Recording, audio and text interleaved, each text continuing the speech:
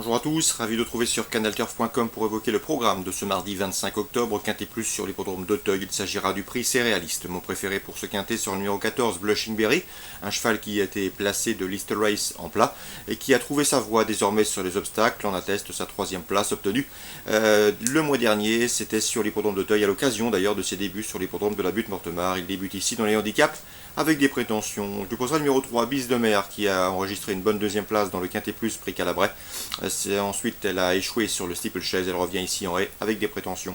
Le numéro 7, Baguette Magique, mérite également une mention favorable. C'est une jument qui reste certes sur un échec dans le prix Calabrais, mais auparavant, elle avait collectionné les bons résultats en pareille société et mérite d'être rachetée.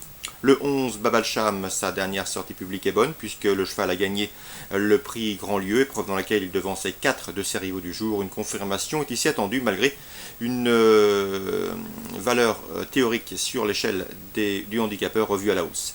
Le 4 dans cette épreuve, c'est Beau Rochelet. Le cheval s'est classé 3e pour sa rentrée à Vichy, et ce pour sa rentrée après plus d'un an d'absence. Mieux vaut donc en attendre ici également un bon résultat. Le 12, Rensenas, 3e de son unique sortie sur ce tracé.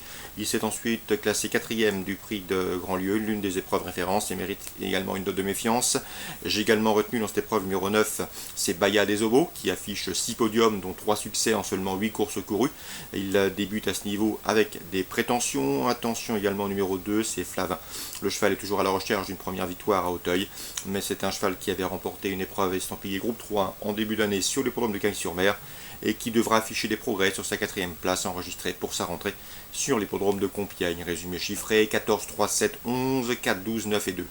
Suite du programme Auteuil, dans la 4e, j'aime beaucoup le 402 Duke is Back et le 401 Lucky Island. Ces deux-là se connaissent bien, ils viennent d'être affichés dans cet ordre dans une même facture, c'était à Anguin le mois dernier. Une confirmation est ici attendue, 402, 401.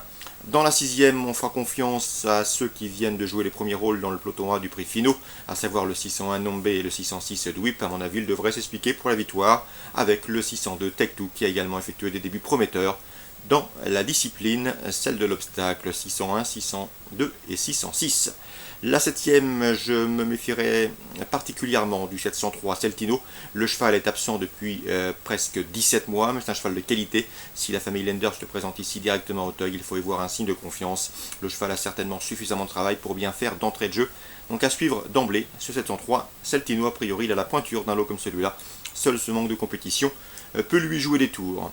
Concernant la réunion des Sables d'Olonne, réunion 2, dans la première, j'aime beaucoup le 102 Crack de Rêve. Le cheval effectue certes une rentrée, mais c'est un cheval qui a remporté 2 succès, qui a signé 2 succès en seulement 3 courses en plat. Attention à lui, c'est un élément de qualité. Concernant Jerry Planck, il scellera le 106 Chick Mom, qui n'a pas fourni sa valeur pour sa rentrée dernièrement. Elle s'est classée 4e, Jerry Planck comptait gagner. La distance est un peu longue pour elle, mais sachez qu'elle a du galop, qu'elle a du potentiel et qu'il serait imprudent de la condamner hâtivement. Elle peut parfaitement terminer parmi les 2 premiers de cette épreuve d'ouverture, 102, 106. Dans la suivante, j'aime beaucoup le 204 New Rock, un cheval qui est pris en 42 valeurs. Xavier Thomas Desmolt lui a trouvé un engagement sur mesure et le cheval devrait pouvoir en tirer profit. Donc attention à cette pouliche, le 204 New Rock. Dans l'épreuve en fin de programme, la 8e, Patrice Quinton est confiant avec le 808 à ses bestes des dunes. Le cheval n'a pas manqué sa course de rentrée, s'imposant sur le steeplechase de Strasbourg, et revient ici en haie avec la ferme intention d'obtenir un résultat identique, c'est-à-dire un succès.